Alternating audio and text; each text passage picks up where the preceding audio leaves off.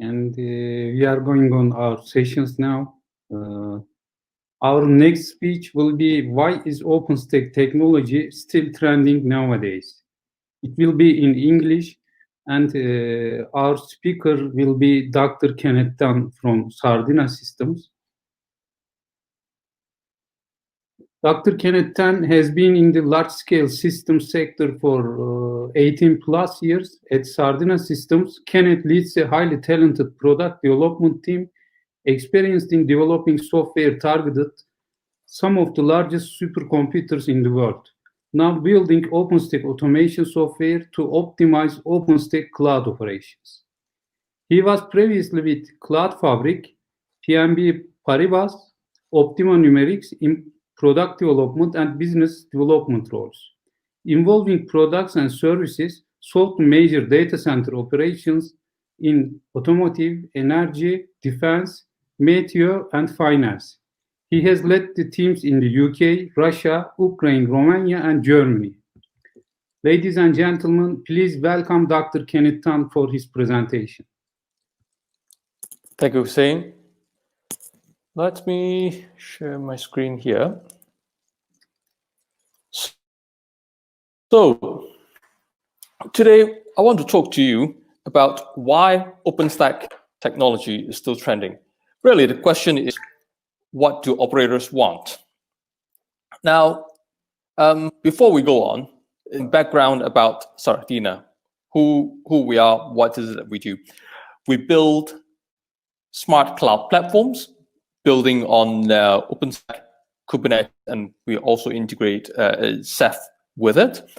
Our aim really is to provide zero downtime operation assurance. This is what we've been doing in the industry, in fact, as an industry first for several years now. We are very much a European company with presence in the UK, Romania, Russia, and Germany. We are also one of the OpenStack Foundation corporate sponsors. We were founded back in 2014 with a team coming from supercomputing, finance, defense, and telco. Today, there's some 20 plus people. And along the way, we've won a number of awards, and we've built some very good relationships with the market. So let's look at the question, what do customers buy? These customers that I'm referring to are the operators. First, customers do not buy OpenStack. Customers do not buy Kubernetes. And customers do not buy Ceph. What is it that customers buy? Customers buy a solution. Solution for a cloud platform, which in turn enables them to effectively and efficiently operate a production cloud. That's the end goal.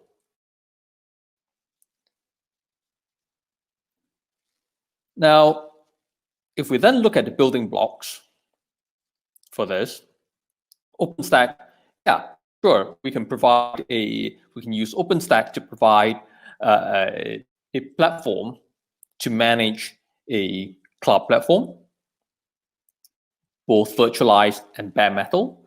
And OpenStack is fantastic. It's got multi-tenancy out of the box. This is great. And Kubernetes, we get container orchestration. And here, it's important to also bear in mind that it's agnostic as to which kernel that the containers are slicing, whether it's the VM kernel or the bare metal host kernel. And then to round off, when it comes to storage, we can use Ceph to provide the backing for OpenStack, for Kubernetes, providing storage for both block and object. Is that enough? No, far from it. So what do customers want and how do we meet it? So this question of what is missing is really what we address with Sardina FishOS.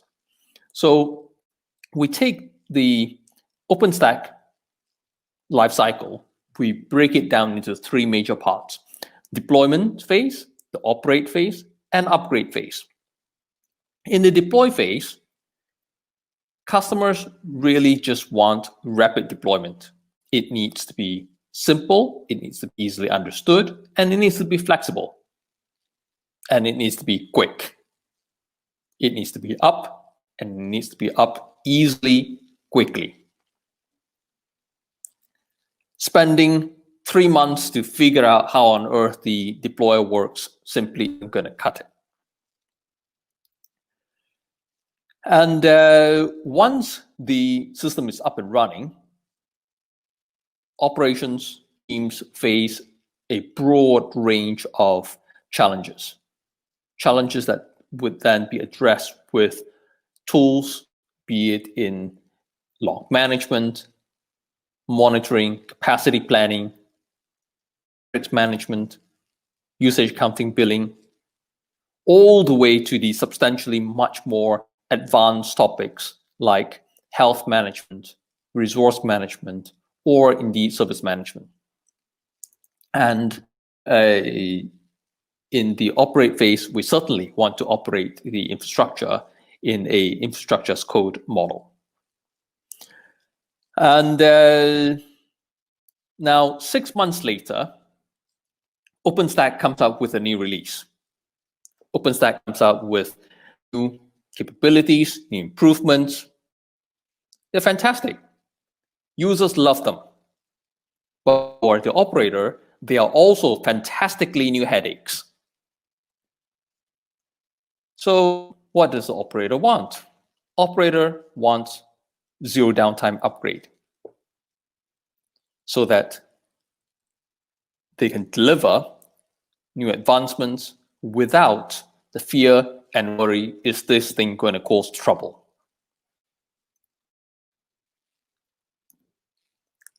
So if we do that, what can we achieve?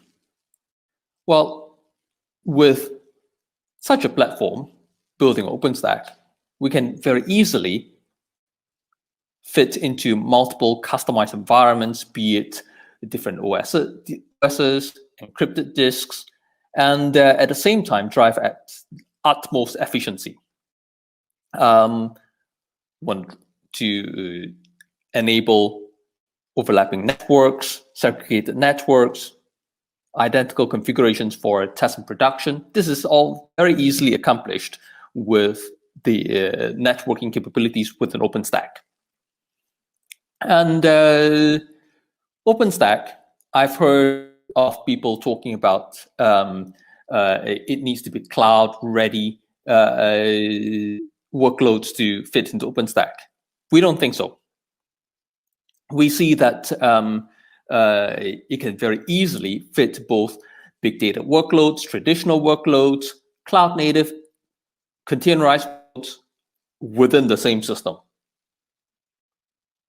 And we can integrate various storage options and using that to deliver load balancers, bare metal, GPUs, integrated as a service to the service consumer. And so now let's look at a few cases, and I really want on the cases today.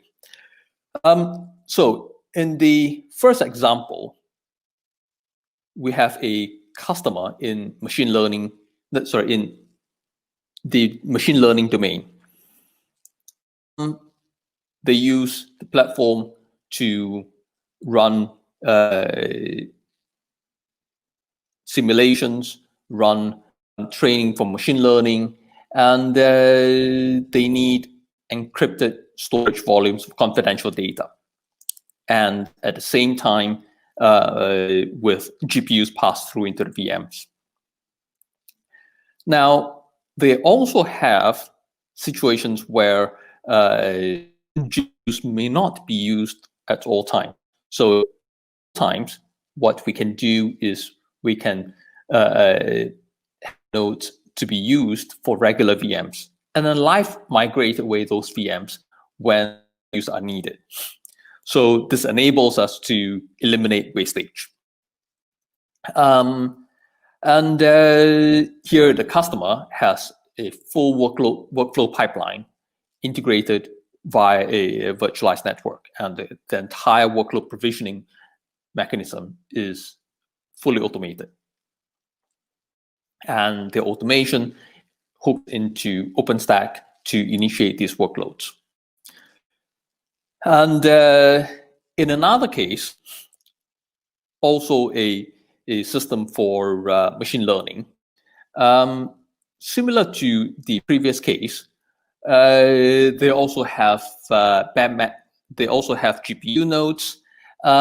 Here they have self-provisioned bare metal nodes in the case where higher performance is needed, and where it is not performance demanding workloads, they can have that running inside VMs.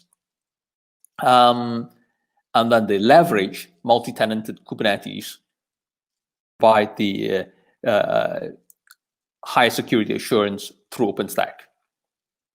And at the same time, the data that's used for their computations, data sets that are then accessed through a shared file system. Yeah. Now, in another case, this is a client in bioinformatics.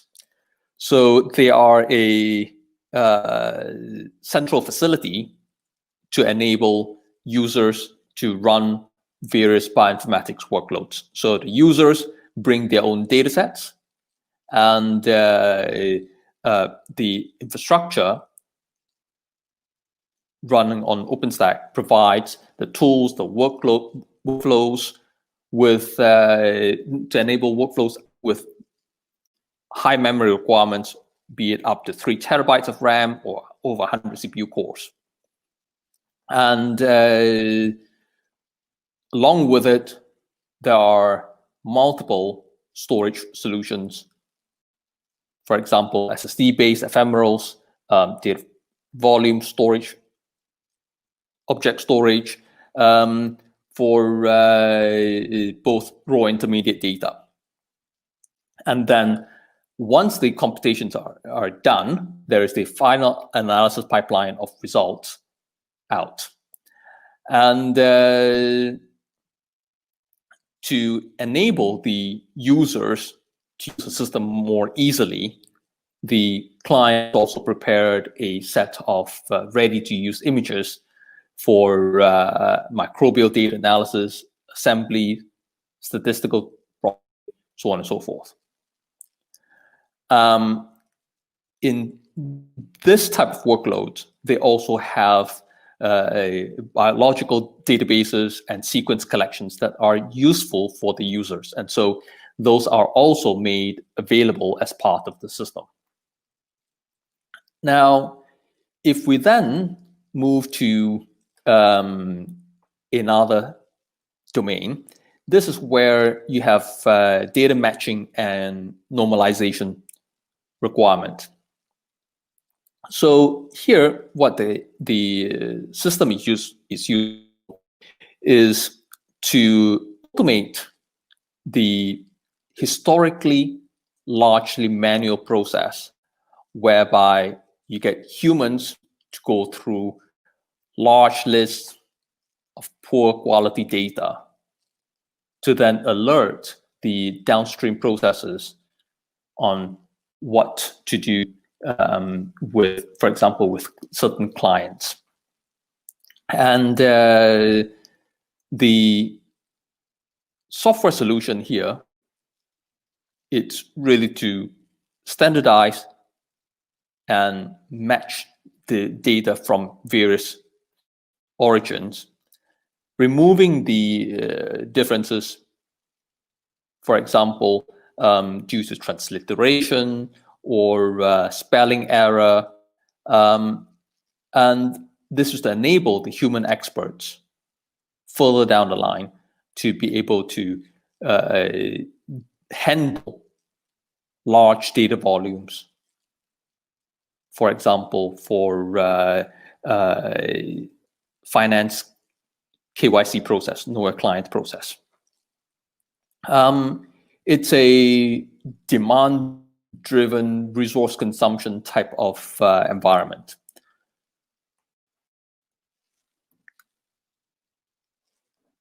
And in another case, what we see here is a system whereby the users, the service consumers, are software developers within a finance organization. So they can try out different models, they can try out different strategies, and the strategies are then committed as code into Git, in turn triggering a set of containers on Kubernetes clusters that the users self-provision. And this enables the users to have very rapid interaction with experimental cases. And once this is all said to be acceptable, yep, we're going to execute on this, then it is used for execution within the same platform. And given the type of organization it's in, there is a need for strong security. And this is what they leverage KVM strong security for. Additionally, they also leverage the strong software-defined network security via Open vSwitch. And then if we move on to another domain in the application hosting space, the customer has a number of curated applications with customizations by service consumers. And the customers need the self-managed fixed IP addresses. This is required for payment gateways. And they can fit, and the system can fit a traditional enterprise multi-tier application architecture quite easily. And yet you're able to meet the flexible scale up and down to meet workload demands, to meet Black Friday type of requirements. So what we see here is a system that needs to be engineered to be reliable, to be secure, flexible, and enable business rapid turnaround. Rapid turnaround that are then also hooking into self-service model so that the users do not need to wait for operators. And this is what we deliver with Sardina FishOS, where we take the building blocks of OpenStack, Kubernetes, Ceph, addressing the deploy, operate, and upgrade phases of life cycle, and making life easy for operators, integrating the operations tools for resource management, health management, billing, log management, so on and so forth. And I think I'm right on time.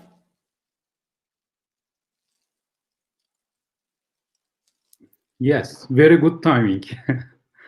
Do we have any question to Dr. Tan?